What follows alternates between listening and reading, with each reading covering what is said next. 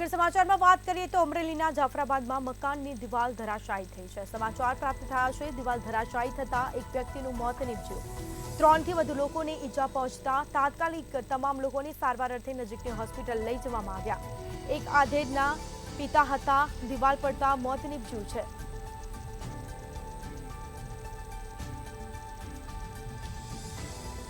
તો ફાયર અને પોલીસનો કાફલો પણ ઘટના સ્થળે દોડી આવ્યો હતો। બંધ એસબીઆઈ બેંકનું મકાન જર્જરિત હાલતમાં હતું। તો દિવાલ પડતા એક વ્યક્તિનું ઘટના સ્થળે મોત નીપજ્યું જ્યારે અન્ય 3 વ્યક્તિઓને ઈજા પહોંચતા તમામ લોકોને સારવાર અર્થે હોસ્પિટલ લઈ જવામાં આવ્યા। મૃતકને બહાર કાઢી પીએમ અર્થે હોસ્પિટલ મૃતદેહને ખસેડવામાં આવ્યો। સ્થાનિક લોકો મદદ માટે ઉમટી પડ્યા। પોલીસ પણ દોડીને તપાસ શરૂ કરી છે। તો જર્જરિત મકાનની દિવાલ પડતા દુર્ઘટના સર્જાઈ। આ દ્રશ્યો સામે આવ્યા છે। પાલિકા સ્ટાફ ઘટના સ્થળે પહોંચી કાટમાળ હટાવવાની કામગીરી હાથ ધરી હતી।